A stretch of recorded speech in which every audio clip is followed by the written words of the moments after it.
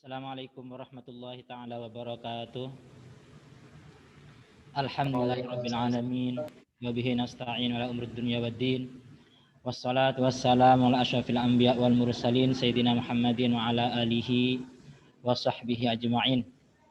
Inna asdaqal hadithi kitabullah wa khairal hadi hadi sayyidina Muhammadin sallallahu alaihi wasallam wa syarrul umuri muhdatsatuha wa kullu muhdatsatin bid'ah wa kulla bid'atin dhalalah wa kulla dhalalatin finnar.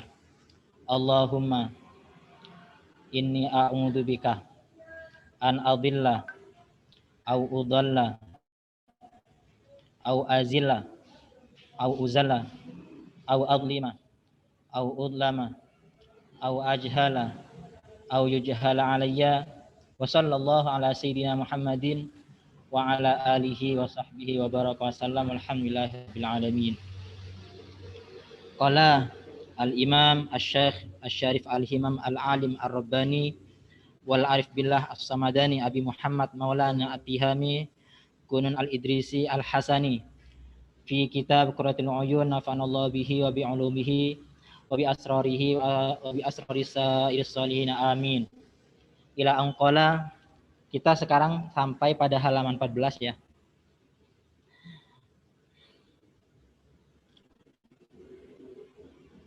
Wa qala sallallahu alaihi wasallam idza anfaqa rajulu.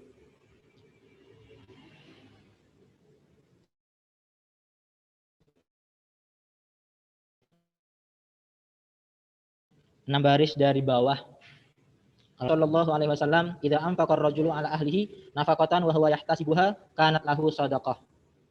Wa qala sallallahu alaihi wasallam, dan bersabda siapa Rasulullah sallallahu alaihi wasallam, Rasulullah bersabda, idza anfaqa rajulu, ketika memberikan nafkah siapa seorang laki-laki atau seorang suami ala ahlihi, kepada keluarganya, kepada anak istrinya, kepada sanak familinya, nafaqatan dengan satu nafkah. Wa huwa, sementara adapun rajul ini yahtasibuha ini kalau di dalam Sahih Muslim artinya itu wal halu annahu yaqsidu biha al ihtisabu wa huwa talabus thawab. Wa huwa, adapun rajul ini yahtasibuha adalah mencari pahala.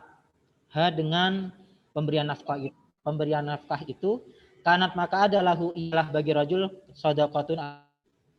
Dalam hadis ini Rasulullah sallallahu alaihi wasallam mengatakan bahwa seorang suami yang memberikan nafkah kepada istrinya, kepada anaknya, kepada keluarganya dengan niatan untuk mencari pahala Allah Subhanahu wa taala. Niatannya pahala, mencari pahala. Maka dia bukan hanya mendapatkan pahala wajib karena dia telah menunaikan kewajibannya, tapi dia juga mendapatkan pahala sunnah, yaitu pahala sedekah.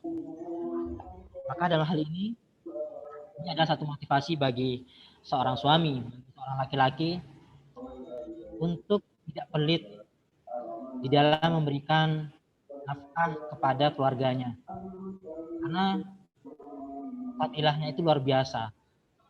Selain dia mendapatkan pahala wajib, ketika niatannya adalah lillah, niatannya adalah untuk mencari keridhaan, mencari pahala thawab, maka dia akan mendapatkan pahala sedekah. Ada 2 poin yang dia dapat. Waqala sallallahu alaihi wasallam, dan Rasulullah juga bersabda, al yadul ulya afdalu minal yadis sufla. Al yadul ulya, adapun tangan yang di atas, afdalu adalah lebih utama, minal yadil sufla, daripada tangan di bawah. Tangan di atas ini satu analogi, suatu kiasan bahwa tangan di atas itu adalah orang yang memberi.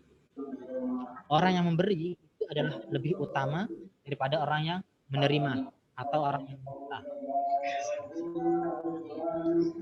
Wabda biman ta'ulu, dan mulailah olehmu, dahulukanlah olehmu, biman, kepada orang ta'ulu yang menjadi tanggung jawab. Pertanyaan, siapa orang yang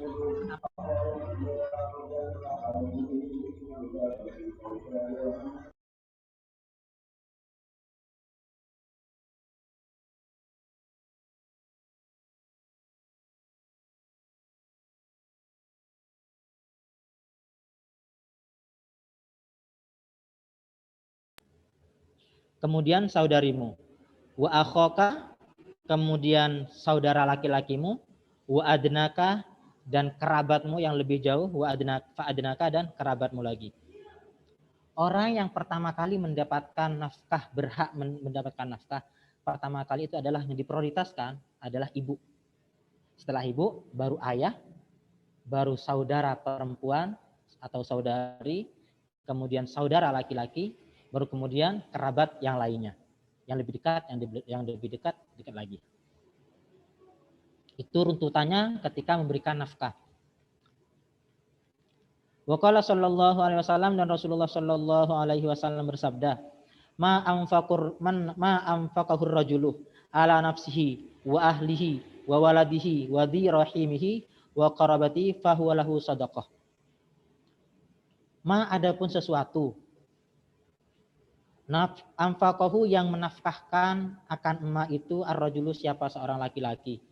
Menafkahkan ala nafsihi untuk dirinya, wa ahlihi untuk keluarganya, wa waladihi untuk anaknya, wa dhirahimihi untuk sanak familinya, wa qarabatihi dan untuk kerabat-kerabatnya.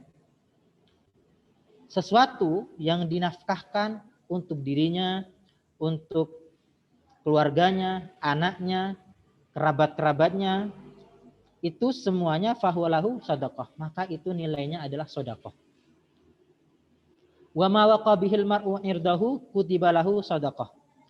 Wa ma adapun sesuatu bihi waqa yang menjaga, bihi dengan emak itu almar'u siapa seseorang, sesuatu yang dibuat untuk menjaga oleh seseorang, irdahu kepada harga dirinya. Sesuatu yang oleh seseorang itu dibuat untuk menjaga harga dirinya. Kutibalahu sadaqah, maka itu dinilai sebagai sedekah. Kalau kita membeli baju untuk menutup aurat, kita membeli wanita menggunakan kerudung, membeli sesuatu yang bisa untuk menjaga harga dirinya, maka apa yang ia beli itu sudah dinilai sedekah. Itu nilainya sedekah. Berarti kalau kita shopping dalam rangka untuk menjaga diri, menutup diri supaya tidak membuka aurat, itu sesungguhnya sesuai dengan kebutuhan loh ya. Dengan catatan sesuai dengan kebutuhan primer, maka itu dianggap sebagai sedekah. Tapi kalau shopping melolo, terus-terusan belanja pakaian, belanja hal-hal yang memang benar untuk kepentingan menjaga harga dirinya, tapi terlalu berlebihan, itu juga tidak baik. Jadi sesuatu yang dimaksud adalah kebutuhan primer di sini. Wa ma anfaqal mu'minu min nafaqatin fa inna khalafaha 'ala Allahi wallahu daminun.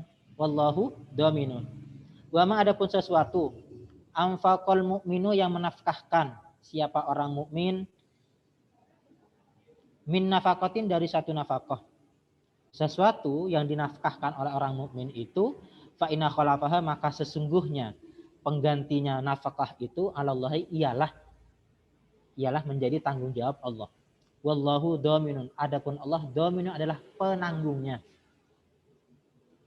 Jadi kalau kita punya uang, kita punya harta, kemudian digunakan untuk menafkahkan diri, menafkahkan keluarga, menafkahkan anak, menafkahkan istri semuanya, maka yang akan menggantikan itu adalah Allah. Allah yang akan menggantinya semua. Maka dengan kita memberikan nafkah yang lebih kepada istri, maka sesungguhnya Allah itu akan memberikan ganti yang lebih juga. Kenapa? Karena dengan pemberian nafkah ini kemudian Allah akan mendatangkan gantinya. Sesuai dengan kebutuhan, lagi-lagi disesuaikan dengan kebutuhan. Illa makana fi bunyanin aw maksiatin. Kecuali itu harta itu digunakan untuk pembangunan atau kemaksiatan. Kalau itu yang digunakan, maka tidak akan ada gantinya.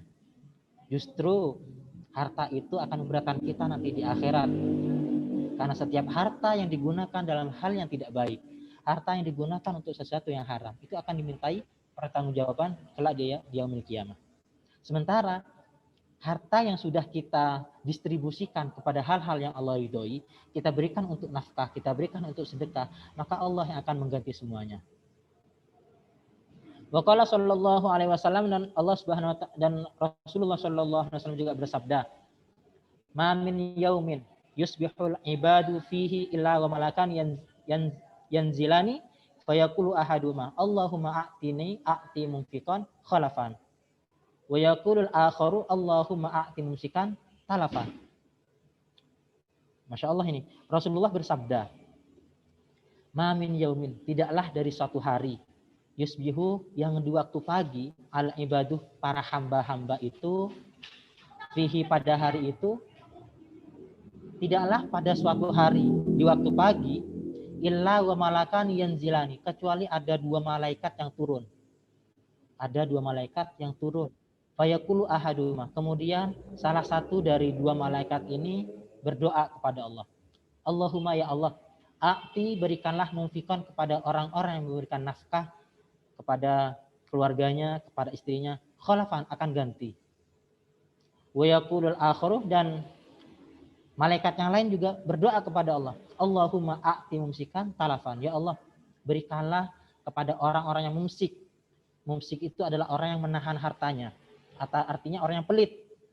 Orang yang pelit, tidak mau mengeluarkan hartanya, tidak mau menafkahkan hartinya, berikan kepada dia talafan, akan satu kerusakan.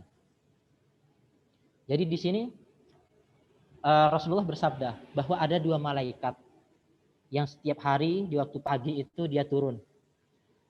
Dia turun, kemudian salah satu dari mereka berdoa kepada Allah. Ya Allah, berikanlah kepada orang-orang yang menafkahkan hartanya, memberi nafkah kepada keluarganya, berikan mereka ganti. Khalafan, berikan mereka ganti. Wa yaqulul akharu, yang lain, malaikat yang lain, ya Allah, berikan kepada orang-orang yang pelit ini talafan, akan kerusakan.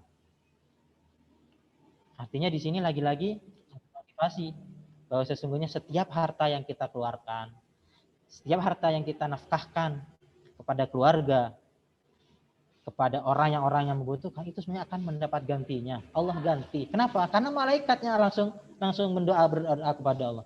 Bagaimana kalau malaikat yang berdoa? Malaikat jisim yang tidak pernah berdosa kepada Allah, yang setiap harinya hanya melakukan ketaatan kepada Allah. Dia berdoa untuk orang-orang yang menafkahkan hartanya, dia berdoa untuk diberikan ganti. Apakah tidak akan dikabulkan oleh Allah? Pasti dikabulkan, kan? Pasti dikabulkan. Makanya ini satu motivasi kepada kita untuk tidak pelit di dalam memberikan nafkah kepada keluarganya, kepada istrinya. Dan hati-hati bagi kaum laki-laki, bagi suami yang sulit untuk memberikan nafkah kepada istrinya, pelit kepada istrinya, pelit kepada keluarganya, pelit kepada anaknya. Hati-hati. Kenapa? Karena dia didoakan malaikat langsung. Malaikat yang mendoakan langsung. Semoga dirusakkan itu harta semua. Naudzubillah. Wa qala sallallahu alaihi wasallam, dan Rasulullah sallallahu alaihi wasallam bersabda, man ala ibnataini au salatan au ukhtaini au salatan hatta yabinna au yamuta anhunna kuntu ana wa huwa fil jannati kahataini wa asyara bi asabihi as-sababati wallati taliha. Man ala ibnataini, barang siapa yang menanggung dua orang putri. Ada orang yang mempunyai dua orang anak perempuan. Au salatan, atau dia punya 3 orang anak perempuan. Au ukhtaini, atau ternyata dia punya 2 saudara perempuan. Bisa adik biasanya, punya adik 2 perempuan. Au salatan, atau dia punya adik perempuan 3 orang. Barang siapa yang menanggung nafkahnya anak perempuan, baik 2 ataupun 3, atau dia menanggung saudari perempuannya, baik 2 atau 3, hatta yabinna, sehingga dia itu, kalau dalam hadis Ibnu Bajah itu disyarahi. Ini kan tidak bisa kita pahami serta-merta, kan, yabinna apa maksudnya? Yabinna ini artinya yang fasilna anhu bitazwijin au mautin. Hatta yabinna, sehingga anak ini kemudian terpisah dari orang yang telah menanggungnya ini. Berpisah sebab dia sudah menikah, ikut suaminya, atau berpisah karena sebab mati. Wanita, anak perempuan, atau saudari perempuan yang diberikan nafkah sampai dia itu lepas tanggung jawabnya, atau ternyata ayamuta'anhuna, atau ternyata orang yang menanggung ini sekarang meninggal dunia, maka katanya Rasulullah, kuntu, saya, ditambahi ana, saya, diberi taukid. Ini dikenal dengan dhamir rafa mutaharrik. Ketika ada dhamir rafa mutaharrik ditambahi dengan dhamir munfasil, maka dhamir munfasil ini dikenal sebagai taukid, mentaukiti. Untuk saya atau ana, saya, katanya Rasulullah, fil jannati, di surga nanti, kahata ini, seperti ini.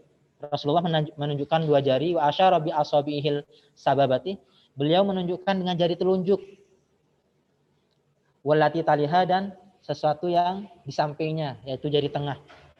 Berarti orang-orang yang memberikan nafkah kepada anak perempuannya 2 orang atau 3, atau memberikan nafkah kepada adik perempuannya 2 atau 3, maka ketika sudah lepas tanggung jawab nanti di hadapan Allah bersama Rasulullah seperti ini. Kondisinya berarti dia bersamaan, bareng berarti nanti di akhirat.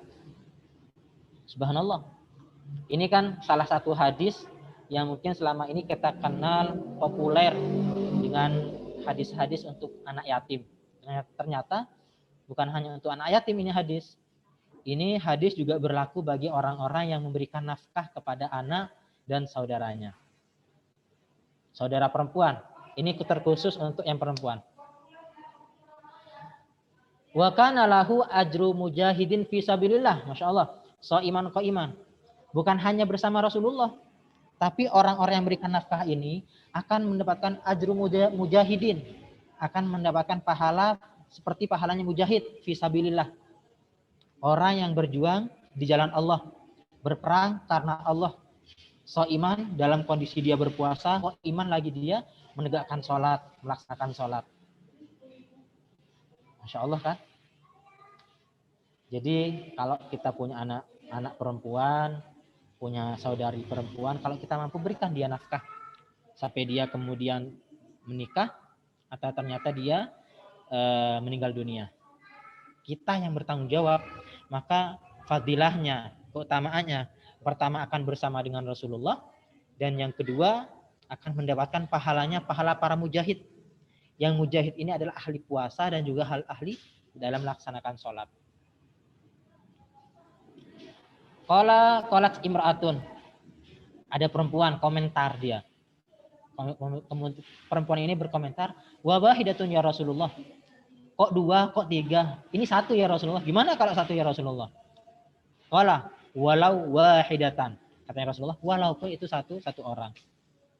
Jadi hadis tadi kan seakan-akan hanya membatasi hanya untuk 2 orang anak atau 2 orang saudara, 2 atau 3. Bagaimana kalau hanya punya 1? Makanya cerdas, perempuan ini cerdas. Nanya ke Rasulullah, gimana kalau cuma 1 perempuan ya Rasulullah? Saya cuma punya 1 anak perempuan, atau saya hanya punya adik 1 perempuan, gimana? Walau wahidatan, sekalipun 1 sama, akan mendapatkan pahala yang sama. Waqala sallallahu alaihi wasallam, dan Rasulullah sallallahu alaihi wasallam bersabda, innal ma'unata ta'ti minallahi ala qadril mu'nah. Innal ma'unata, sesungguhnya pertolongan Allah itu, ta'ti ialah datang, kata sesungguhnya adapun pertolongan, ta'ti ialah datang minallahi dari Allah, ala qadril mu'nati, sesuai dengan kadar biaya yang dikeluarkan. Pertolongan Allah kepada seseorang yang sudah memberikan nafkahnya itu sesuai dengan biaya yang sudah dia keluarkan. Kalau yang dikeluarkan kecil, otomatis yang Allah balas juga kecil. Kalau kita ingin mendapatkan balasan yang berlipat ganda, balasan yang banyak, maka perbanyak di dalam memberikan nafkah itu, dalam memberikan pertolongan itu kepada makhluknya Allah, termasuk adalah dalam hal ini adalah nafkah kepada istri dan anak.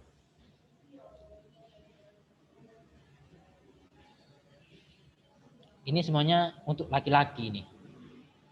Ini objek untuk laki-laki karena babnya ini adalah bab nafkah.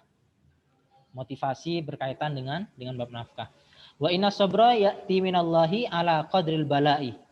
Dan sesungguhnya adapun kesabaran itu ya'ti ialah datang minallahi dari Allah ala qadril bala'i, sesuai dengan ujian. Kesabaran seseorang Allah berikan sesuai dengan ujian. Kalau Allah memberikan ujian, misalkan kalau ditaksir, Allah memberikan ujian sebesar, kalau ditaksir menggunakan angka misalkan 100, Allah memberikan ujian sebanyak 100, maka sesungguhnya Allah sudah menyiapkan kesabaran kepada dirinya 100 kesabaran juga. Jadi inna sarra ya'ti minallah ala qadril bala, sesuai dengan ujian yang Allah berikan. La yukallifullahu nafsan illa wus'aha. Allah itu tidak akan membebani hambanya di luar kemampuannya. Pasti sesuai dengan kemampuannya. Allah tidak akan dolim kepada hambanya. Maka ketika seseorang diberikan ujian, dia diberikan bala, dia diberikan musibah, maka sesungguhnya Allah sudah mempersiapkan kesabaran itu. Tinggal bagaimana kitanya yang mengimplementasikan kesabaran tersebut. Wa awwalu ma yudau fi mizanil abdi yaumal qiyamati nafaqatuhu 'alal ahlihi. Wa awwalu ma, adapun paling awalnya sesuatu, yudau yang diletakkan, apa ma fi mizanil abdi, dalam timbangan hamba, yaumal qiyamati, pada hari kiamat, nafaqatuhu adalah nafkahnya man ala ahlihi, kepada keluarganya. Hadis ini menjelaskan bahwa harta pertama kali yang ditimbang nanti di hari kiamat, semua harta kan akan ditimbang, semua harta kan akan diminta pertanggungjawaban. Maka pertama kali yang ditimbang oleh Allah itu adalah harta yang telah diberikan kepada keluarganya. Adalah harta yang diberikan kepada keluarganya. Maka perbanyak memberikan nafkah, memberikan harta kepada keluarganya, karena semakin berat, semakin banyak harta yang kita berikan kepada keluarga, akan semakin berat juga timbangan kita nanti di hari kiamat. Tapi tidak serta-merta kita juga memberikan itu sebebas-bebasnya, tidak. Dengan ukuran juga. Kalau wanita ini, kalau anak ini adalah wanita yang solehah, anak yang solehah yang bisa mendistribusikan atau bisa memanage keuangan dengan baik, maka itu akan membantu timbangan kita, akan memberatkan timbangan kita. Tapi kalau seandainya harta yang kita berikan, fasilitas yang kita berikan kepada anak istri ini ternyata digunakan untuk hal-hal yang maksiat, maka yang akan dimintai pertanggungjawaban lagi-lagi adalah suami. Kita laki-laki yang akan dimintai pertanggungjawaban. Kenapa? Karena engkaulah yang sudah memberikan fasilitas kepada mereka. Engkau yang sudah memberikan harta ini kepada mereka sehingga mereka bermaksiat. Coba seandainya kau nggak ngasih dia berlebihan, maka dia akan menjaga diri. Dia tidak mungkin misalkan uangnya digunakan untuk mabuk-mabukan, digunakan untuk karaokean, digunakan untuk berjudi. Ini semua terjadi karena apa? Karena ada uang, karena ada fasilitas dari orang tua. Maka dalam hal ini, orang tua pun juga harus berpikir dalam memberikan harta. Oke, kita dalam konsep ini menjelaskan bahwa harta yang ditimbang itu pertama kali adalah harta yang kita nafkahkan kepada keluarga. Dan harta yang dinafkahkan kepada keluarga adalah harta yang memang digunakan untuk hal-hal yang Allah ridhoi. Sesuatu yang tidak bertentangan dengan ketentuan Allah. Ketika dia bertentangan, maka justru dia akan memberatkan kepada diri kita, kepada seorang suami. Maka guru saya, Habib Jamal, itu dalam masalah harta memberikan dua opsi. Kita punya uang, kalau kita tidak nikmati, maka dibuat untuk tabungan akhirat. Jangan terlalu terobsesi untuk mempersiapkan anak cucu. Itu bagus, boleh kita mempersiapkan, tapi khusus untuk pendidikan misalkan. Kalau misalkan sekarang sudah ada jaminan, apa namanya? Kayak semacam jaminan tuh, jaminan pendidikan sampai dia selesai perkuliahan, itu boleh. Tapi kalau kita meninggalkan harta yang banyak, naudzubillah, hati-hati. Kenapa? Karena khawatir kalau anak ini ternyata anak yang toleh, anak ini adalah anak yang buruk, nanti khawatir uang ini kemudian digunakan pada hal-hal yang bermaksiat kepada Allah, yang konsekuensinya kita yang akan dimintai pertanggungjawaban. Karena kita yang sudah memberikan fasilitas itu, fasilitas harta itu. Maka hati-hati juga. Kita harus cerdas juga, laki-laki harus cerdas juga dalam memanage keuangan ini. Ketika memberikan nafkah kepada perempuan, kita harus pintar juga, harus cerdas. Tapi kalau istrinya udah solehah, kasih dia. kasih. Jangan pelit kalau soleha. Tapi kalau istri yang dalam tanda kutip memang dia suka hal-hal yang buruk, maka jangan. Kita harus ketat dalam memberikan harta ke mereka itu. Waqala sallallahu alaihi wasallam, dan Rasulullah sallallahu alaihi wasallam bersabda, "Idza kathrat dunubul abdi ibtalahu Allahu bil ayyali liyaghfiraha lahu." Idza kathrat, ketika banyak besar dunubul abdi, dosanya seorang hamba, ibtalahu, maka Allah memberikan ujian kepada abad ini. Allah, siapa Allah? Bil iyali, dengan keluarganya. Liyaghfiraha, supaya mengampuni siapa Allah hak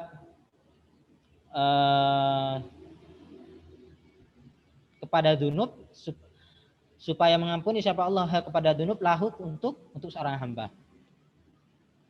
Artinya begini, Rasulullah bersabda, ketika ada orang yang banyak melakukan maksiat, dia punya banyak dosa, dosanya menumpuk. Terkadang dosa menumpuk ini kan bisa ada kalanya Allah balas nanti di akhirat, dan ada kalanya Allah bayar tunai ketika di dunia. Balasan Allah terhadap dosa-dosa yang telah dilakukan oleh hambanya ada kalanya langsung dibayar tunai ketika di dunia. Dengan apa? Dengan diberikan ujian kepada anak-anaknya. Anaknya menjadi anak yang nakal, istrinya menjadi istri yang solehah, kemudian diberikan anak yang yang bikin bingung kepada keluarganya, anak istri yang yang sangat mengganggu kepada suaminya, istri yang diuji, intinya diuji seperti itu. Seorang hamba yang punya banyak dosa, terkadang Allah uji dengan anak istrinya, diberikan anak istri yang buruk. Ini semuanya untuk apa? Untuk membayar tunai dosa-dosa yang telah dilakukan, sehingga kelak nanti ketika dia meninggal dunia sudah terbebas dari dosa-dosa, sehingga dia dengan mudah masuk ke dalam surga. Ini salah satu cara Allah, salah satu kasih sayang Allah kepada hambanya juga, karena adab Allah yang ditakjil, adab Allah yang Allah dahulukan ketika di dunia itu tidak ada apa-apanya dibanding dengan adab Allah yang Allah berikan kelak di akhirat. Sebesar apapun adab yang kita rasakan di dunia, itu tidak seujung kuku pun adab di akhirat. Maka ada bentuk syukur juga ketika Allah membayar tunai di dunia, sehingga nanti di akhirat kita sudah bebas dari dosa-dosa juga. Kita bisa evaluasi diri untuk memperbaiki diri di sini. Waqala sallallahu alaihi wasallam, dan Rasulullah sallallahu alaihi wasallam bersabda, "Innallaha yuhibbul abda al-muta'affifa abal iyali." Sesungguhnya Allah itu mencintai al-abda, kepada seorang hamba, al-muta'affifah, yang menjaga diri. Ini kalau dalam hadis yang lain, ini menjelaskan tentang seorang hamba yang fakir, seorang hamba yang penuh dengan kekurangan, seorang hamba yang punya kekurangan harta dalam hal ini, kekurangan ekonomi, kesulitan ekonomi. Kemudian dia mau menjaga dirinya, tidak minta-minta kepada orang, tidak ngemis-ngemis kepada orang. Abal iyali, dia menjadi bapak dari anak-anak, artinya dia punya banyak anak. Maka orang yang seperti ini dicintai oleh Allah Subhanahu wa taala. Allah cinta kepada orang-orang seperti ini. Punya banyak anak dan dia kondisinya miskin, kekurangan, tapi dia masih mau menjaga harga dirinya, tidak minta-minta, tidak mengemis kepada orang. Waqala sallallahu alaihi wasallam, dan bersabda siapa Rasulullah sallallahu alaihi wasallam, "Man bata mat'uban fi talabi ma'asyi auladihi bata maghfuran lahu." Allah. Man bata, barang siapa yang bermalam, mat'uban bermalam dalam rangka tidur, maksudnya mat'uban dalam kondisi kecapean, kelelahan. Kelelahan karena apa? Fi talabi ma'asyi auladihi, karena mencari rezeki, kecukupan untuk anak-anaknya. Maka sesungguhnya bata maghfuran lahu, maka dia tidur pada malam itu dalam kondisi diampuni oleh Allah Subhanahu wa taala. Kita sehari capek nih. cari capek dalam rangka mencari rezeki untuk memenuhi kebutuhan istri dan anak, mencari rezeki. Pulang malam dalam kondisi capek, kita tidur. Tidurnya kita itu dalam kondisi diampuni oleh Allah, mendapatkan ampunan Allah Subhanahu wa taala. Subhanallah. Ini lagi-lagi ini berkaitan dengan nafkah ya, berkaitan dengan kewajiban kita terhadap sesama makhluk, tanggung jawab kita terhadap sosial berarti secara kehidupan sosial. Tapi jangan lupakan bahwa kita juga memiliki kewajiban yang sifatnya horizontal, bersambung kepada Allah. Kita juga mempunyai kewajiban itu. Jangan karena motivasi-motivasi ini, oh iya kan sudah orang memberikan nafkah kan sudah fadilahnya besar, akan diampuni, sehingga kita leyeh-leyeh tidak melaksanakan kewajiban kita sebagai seorang hamba kepada Allah. Salah, jangan lupakan itu. Kewajiban kepada makhluk kita jalani, kewajiban kita kepada Allah juga kita jalani. Harus seimbang kedua-duanya. Jangan sampai karena kita memprioritaskan menjalankan perintah untuk kewajiban kita kepada anak istri, kemudian kewajiban kita kepada Allah kita lalaikan. Naudzubillah, jangan. Jadi sama-sama dijaga kedua-duanya.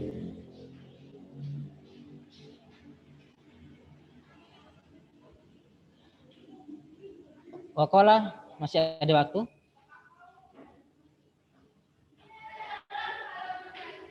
Satu lagi. Waqala sallallahu alaihi wasallam, dan bersabda siapa Rasulullah sallallahu alaihi wasallam, man talabad dunya halalan wasti'afafan anil mas'alati wa sa'yan ala iyalihi wa ta'attufan ala jarihi jaa yaumil qiyamati wa wajhuhu kal qamari lailatul badr. Man talabad dunya, barang siapa yang mencari dunia halalan, dunia yang halal, mencari rezeki yang halal, wasti'afafan, dan dia menjaga diri, dia mencari harta yang halal, tapi juga tidak sampai merendahkan diri, meminta-minta. Tidak. Menjaga diri anil mas'alati, dari minta-minta, wasa'yan, dan dia berusaha ala iyalihi, untuk memenuhi kebutuhan keluarganya. Wa ta'atufan, dan dia bersikap lemah lembut ala jarihi, kepada tetangga-tetangganya. Orang yang seperti ini orang yang mencari dunia dengan cara yang halal, menjaga diri dari meminta-minta, dan dia bersikap lemah lembut kepada tetangga-tetangganya, maka katanya Rasulullah, jaa yaumil qiyamati, maka dia akan datang nanti dia di hari kiamat itu, wajhuhu, dalam kondisi wajahnya itu kal qamari, seperti bulan, lailatul badar, ketika malam bulan purnama. Subhanallah. Waman talabaha halalan, barang siapa yang mencari harta yang halal, dia mencari dunia halalan yang halal, takatsuran, dia memperbanyak hartanya, mengumpulkan hartanya, mufakhiran, tapi tujuannya itu untuk berbangga-bangga, muraiyan, lagi ingin riya, ingin dipandang orang, ingin dilihat orang, laqallaha yaumil qiyamah wa huwa alaihi ghadban, maka dia kelak akan bertemu dengan Allah dalam kondisi Allah itu sedang marah kepada dirinya.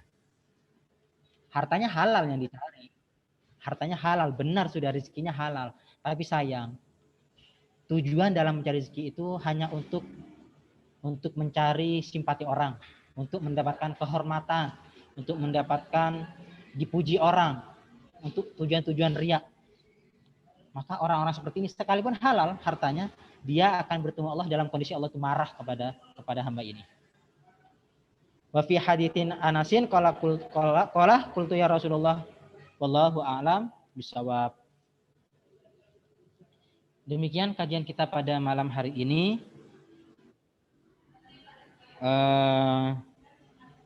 Saya kembalikan kepada moderator terkait dengan teks-teks di sini, mungkin ada yang ingin dipertanyakan. Baiklah, untuk malam ini kita telah belajar tentang nafkah kepada keluarga, yang mana ada beberapa poin yang sangat krusial dan penting dan juga sangat bermanfaat bagi kita.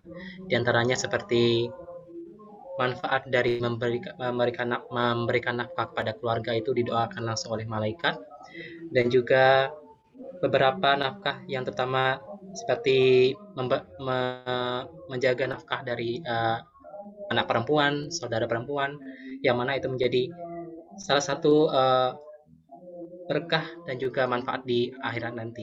Dan juga ada beberapa poin yang lain. Jadi di sini bagi teman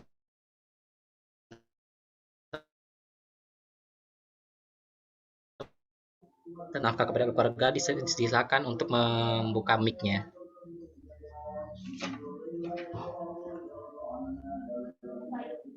Atau dari chat juga tidak apa-apa.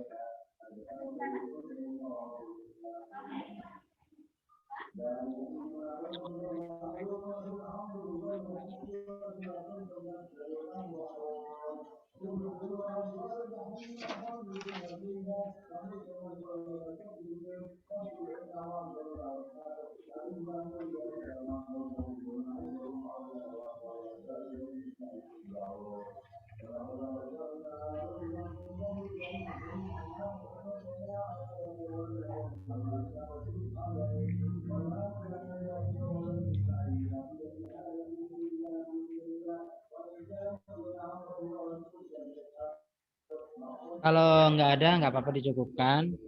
Eh, yang pasti kalau dalam kitab Qurratul Uyun ini lebih kepada targibnya, motivasinya yang disampaikan kepada kita. Jadi untuk mendapatkan motivasi yang berimbang, kita juga harus buka-buka kitab yang lain tentang nafkah ini. Selama ini kan yang dijelaskan dari tadi kan semuanya motivasi-motivasi. Oh iya Ustadz, di sini saya dapat 2 pertanyaan. Itu langsung memberikan pesan WhatsApp ke saya, tapi ini berbeda konteks loh, bukan tentang nafkah dalam kitab Qurratul Uyun ini, terkait tentang puasa. Boleh tidak Ustadz? Boleh, kalau saya bisa saya jawab. Baik Ustadz. Jadi di sini pertanyaan pertama, ini sering terjadi bagi kaum laki-laki. Jadi di sini pertanyaannya adalah bulan ini kan bulan puasa. Bagaimana hukum puasanya orang yang keluar mani dengan sendirinya karena nonton video dewasa atau video vulgar, tapi tidak keterangannya tidak karena bantuan tangan. Bagaimana itu Ustaz? Apakah itu sah atau tidak? Itu yang pertanyaan pertama. Lalu pertanyaan yang kedua, di sini ada satu lagi, yaitu bagaimana hukumnya bersenang-senang dengan suami di saat puasa? Kan sudah mahram. Jadi di situ apakah orang yang melakukannya itu berdosa atau malah pahalanya berlipat ganda tuh loh. Jadi saya masih bingung di sini. Jadi itu intinya bersenang-senang di siang hari gitu loh. Misalnya ciuman intinya nggak sampai berhubungan intim. Jadi itu bagaimana hukumnya Ustadz? Itu 2 pertanyaannya. Jadi monggo. Ya, yang pertama, bagaimana hukumnya keluar mani tapi tanpa ada diupayakan. Kalau keluar maninya karena mimpi basah, kita bedakan dulu. Kalau keluar maninya karena mimpi basah, maka mutlak tidak ada masalah. Dia tetap sah puasanya, tidak ada masalah puasanya,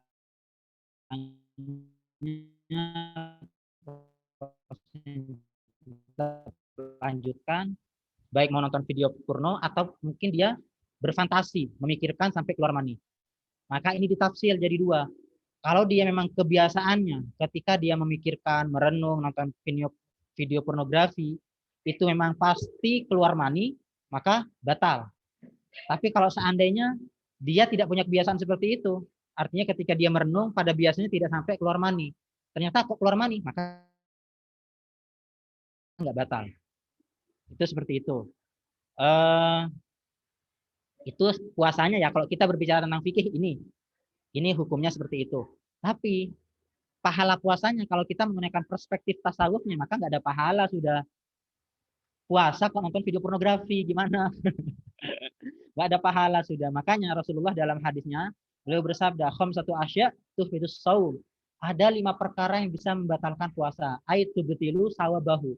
Artinya bisa membatalkan pahala puasa. Yang pertama al-kadibu, berbohong, wal gibatu dia bergibah, ngomongin orang, wan namimatu dia mengadu domba, wan nadru bisyahwatin adalah memandang dengan pandangan syahwat. Memandang dengan pandangan syahwat ini termasuk langsung mengcover pertanyaan kedua ya. Memandang dengan pandangan syahwat sekalipun kepada istrinya sendiri itu bisa membatalkan pahala puasa. Puasanya nggak batal, puasanya sah, tapi pahalanya tidak ada.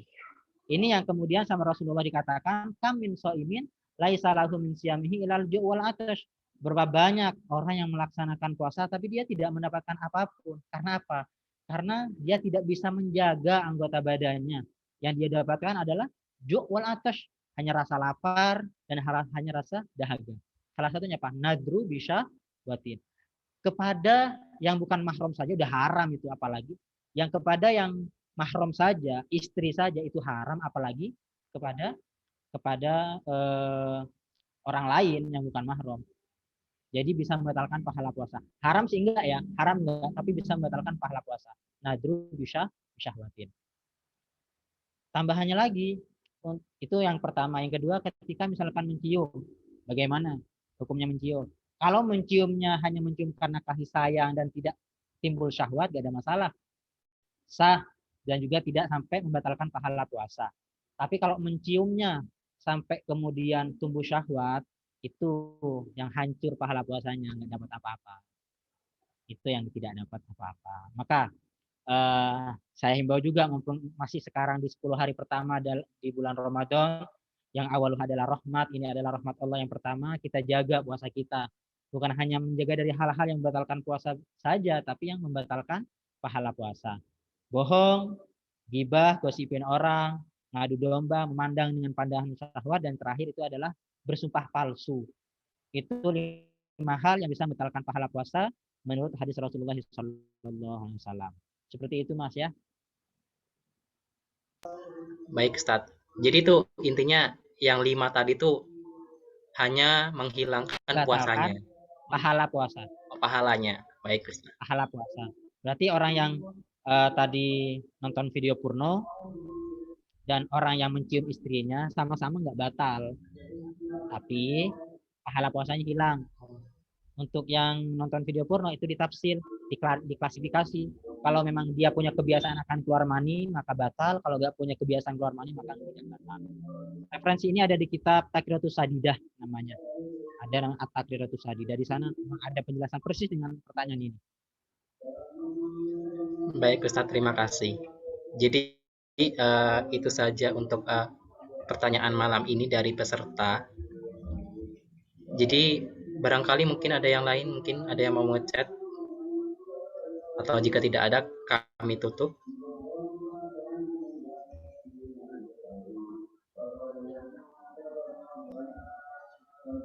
Tidak ada.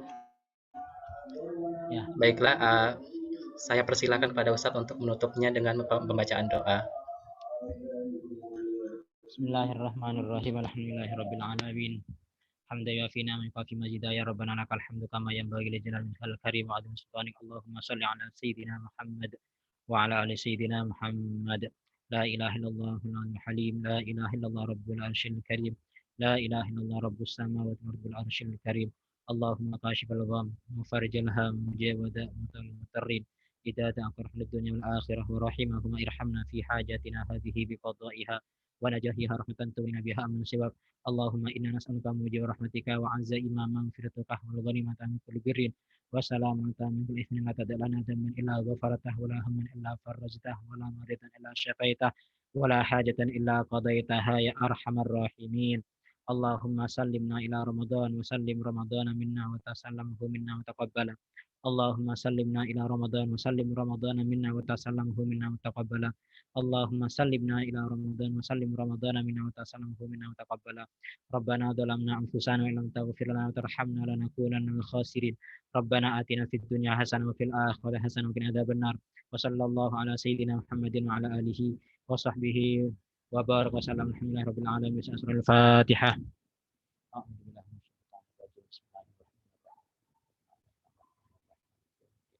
Ya kan,